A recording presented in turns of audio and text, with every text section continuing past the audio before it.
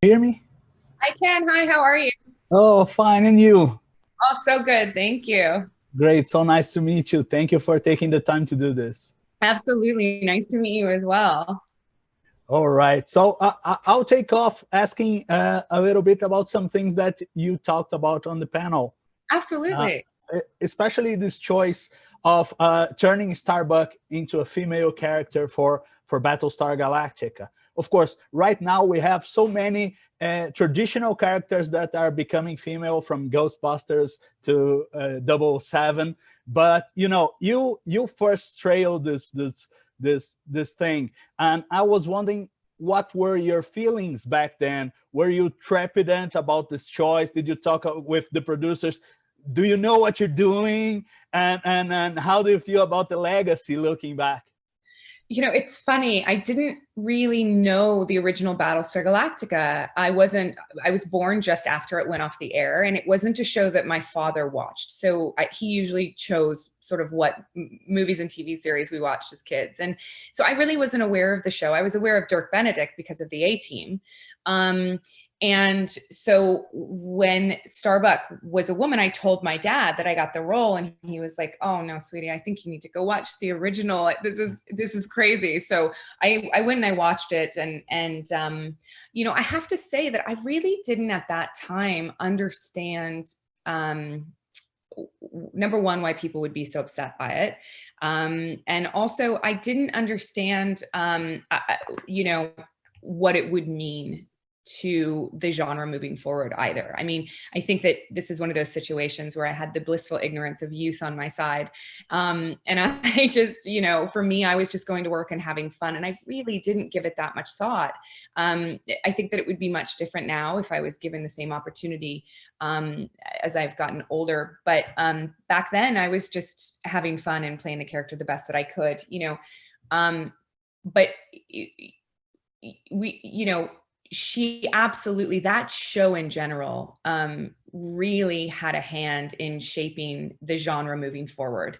Back in 2001 when we were on the air, cable was not prevalent. I mean, I think at that point people talked about HBO because of The Sopranos and Sex and the City, but for the most part, cable was not flooded with good content at that point. So we really did fly under the radar for a number of years. The show is much bigger now than it was when we were actually shooting.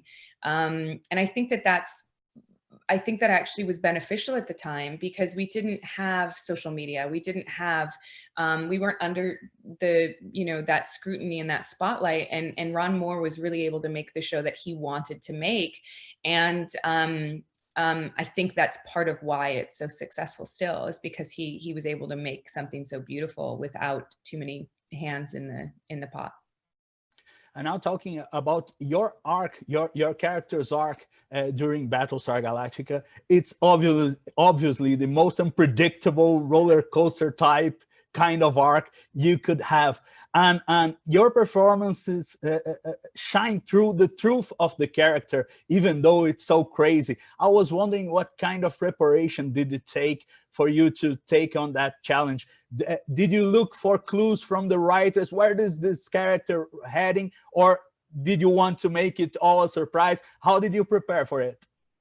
I think the main thing that I did to prepare was I sort of thought about who she was as a woman, and where she was in her life, and the pressure that she had because of her place in the military and in this sort of government, and I really wanted to make her strong. But I think that the most important thing about Starbuck, and the thing that I think has made her who she is that she led with her vulnerability a lot of the time. And they allowed me to do that. And I think that, at the time I'd been acting for about 10 years, but I was still highly insecure on camera. And I was also only a 23-year-old girl. So for me, I was very insecure. And I remember a lesson that I'd learned a long time ago, that if you can't if you can't get past what would be perceived as a shortcoming for a character, you need to learn how to embrace it and make it part of the character, because you can't fight it. And so I really leaned into Starbuck's vulnerability, and I think that it was really pivotal in where she went and who she became. And the writers, Ron Moore knew where he wanted her to end. He didn't know how she was going to get there. And so I didn't want to know. I never wanted to know anything. I sort of was always under the impression that if it was happening to someone else on the show and it didn't affect Starbuck, I didn't want to know about it, because I really wanted to be able to play that spontaneity with her. What about other characters' plots? Did you get curious about it when you were shooting it? I didn't. Sometimes I would sneak on set and I would watch scenes, but I really didn't. I like I said, I was so young at the time that I really didn't think too much about it. I went to work and I did my job, but I think that if I'd known what we were creating, I think the pressure and the stress of that would have been too much for me. So I'm actually really glad that I didn't, because I don't know if we would have received the same performances from myself and from anyone else, actually. Yeah, this segs into a question I wanted to make. I interviewed Edward James Olmos during the second season, and he was very enthusiastic, talking about how topical the show was. And of course, right now we look back at it and see how much of it still is very relevant to our days and what we're living through right now. But back in the day, did you think about that? Did you think how groundbreaking the show was? No, Eddie sat us down during the miniseries, and he let us all know at that time that we were creating something special. And I think that for the large majority of the young cast, we were like, whatever. And he was right. We were creating something that was incredibly topical and important at the time, and still is. And I think that on one hand, it's lovely that it's still topical and people can watch it, but on the other hand, it's quite sad, that humanity, we never really learn from the lessons that we're supposed to learn from, right? And we continue to make the same mistakes over and over and over again. And I think if we look to history, there's a clear path to seeing the trajectory of a lot of the mistakes that and where we're going, and we just never seem to learn our lessons, which is sad.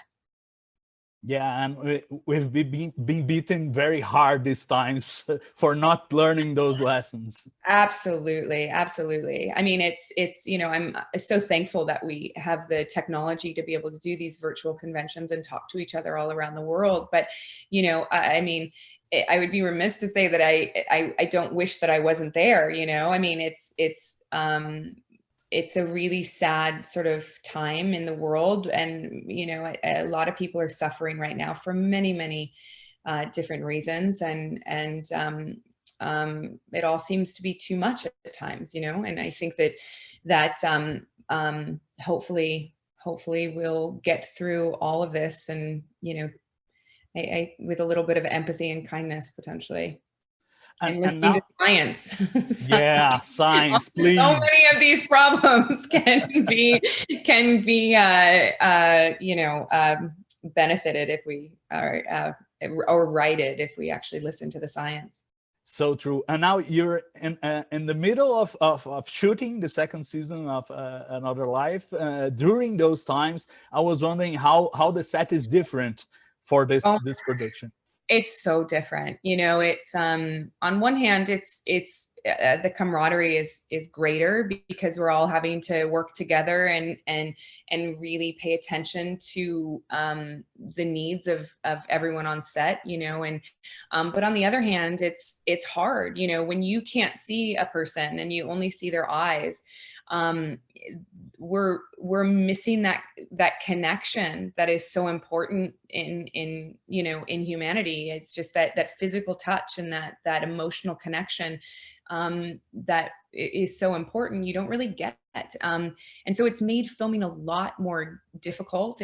We're more tired because you've got all these new protocols in place. And I think that just the stress of that takes its toll. So we shoot a shorter day. We're only doing 10-hour days, which is lovely.